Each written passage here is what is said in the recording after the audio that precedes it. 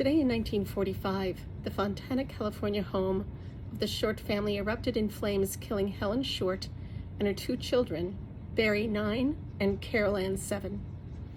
Husband and father O'Day H. Short initially survived the explosion and fire, but stayed in critical condition at a nearby hospital for several weeks until he also succumbed to his injuries. Until their deaths, the Shorts were the first and only Black family living in their neighborhood.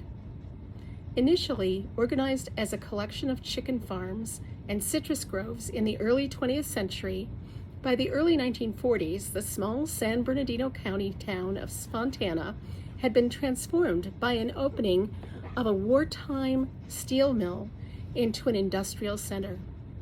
As the community grew and became more diverse, strict segregation lines emerged. Black families moving out of the overcrowded Los Angeles area were relegated to living in the rocky plains of North Fontana and working in the dirtiest departments of the mill.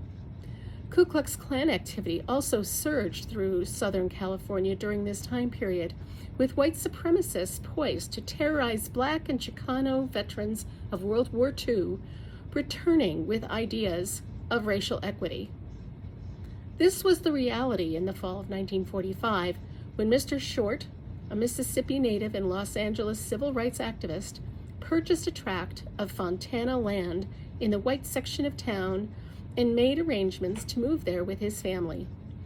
As the Shorts built their modest home and prepared to live in it full-time, local forces of all kinds tried to stop them.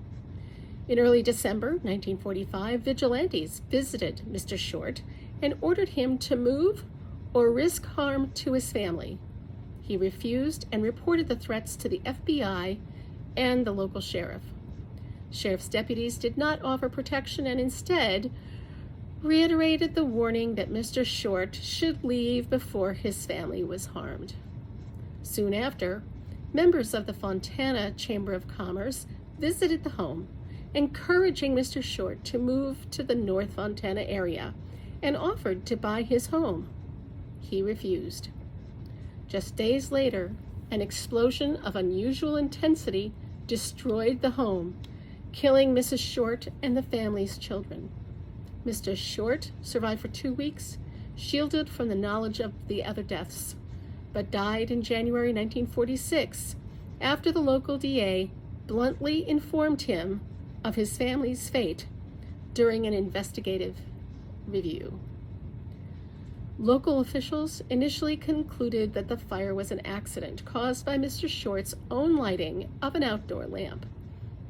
After relatives of the Shorts, the Black press, and the Los Angeles NAACP protested, a formal inquest was held at which an independent arson investigator obtained by the NAACP testified that the fire had clearly been intentionally set. Despite this testimony and evidence of the harassment the Short family had endured in the weeks leading up to the fire, local officials again concluded the explosion was an accident and closed the case. No criminal investigation was ever opened, no arrests or prosecutions were made, and residential segregation persisted in Fontana for over 25 more years. This is our history.